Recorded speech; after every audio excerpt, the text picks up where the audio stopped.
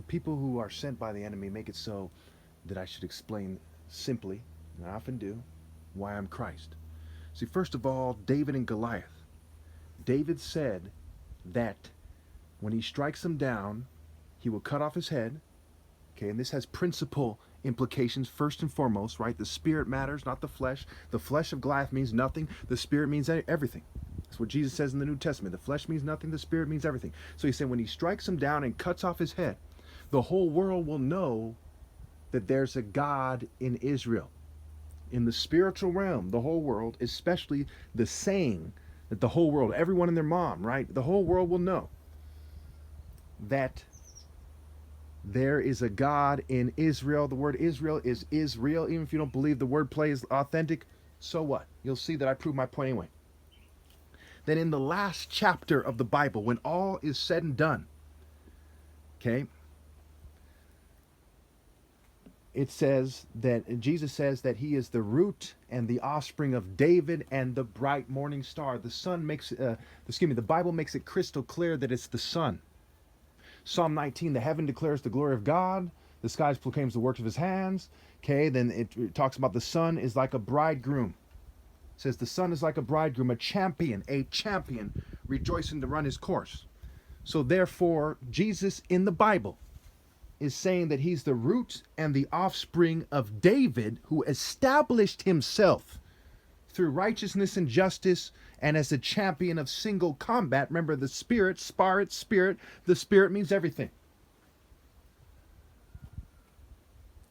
And the bright morning star, which is the sun, but to the pagan church, remember, wide is the way that leads to destruction. There's 380,000 churches in America alone. There's churches all over the world. There's over 1 billion Catholics. There's over 2 billion Christians in the world as the story goes, right? That's the wide way. The church, accepted by the world, found their life in the world, accepted the beast boundary of those trying to find their lives in the world, accepted the boundaries of the wealthy, the rich, okay?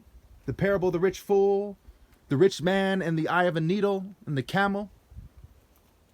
Okay, the rich are deluded, is what Proverbs says. They accepted the boundaries of the deluded. They want to pretend that the top martial artist isn't from the Royal African Falcon line. What they're doing is like pretending that Urkel could beat Tyson at boxing. What they're doing is like pretending that Beyonce could beat Usain Bolt in a race. That is not the truth. The way is the truth. And the truth is, I am the champion. And they're playing silly games to the church by their actions. To them, the bright morning star is the epithet for Venus. To them, not me. Venus, who is the Roman equivalent of Aphrodite.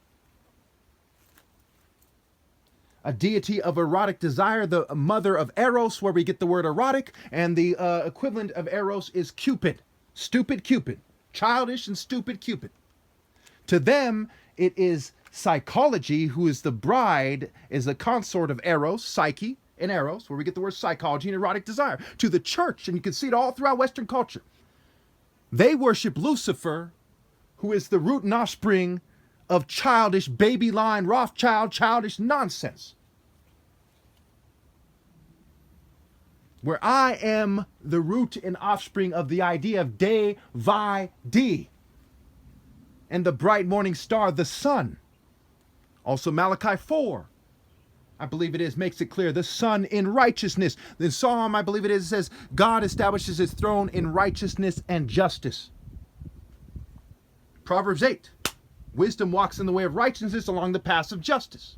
It's like a champion rejoicing to run his course. What is his course? Righteousness and justice. Proverbs 16:10, the divine verdict is on the mouth of the king. Proverbs 16:12, the throne is established in righteousness, and New Living Translation, justice.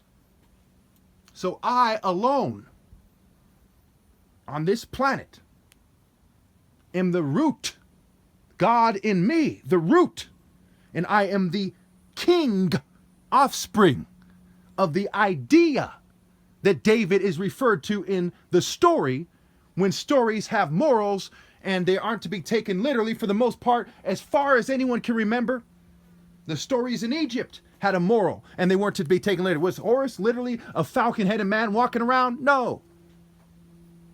He had the features of a falcon. Was Horus any dickhead who rose to power in Egypt saying that he was the true representative of Horus? No. So before they did it with the Bible, they did it in Egypt with their fake versions of Horus. I am the truth that they have superimposed Mithra and Horus and Jesus and Serapis and Zeus and everyone and their mom on.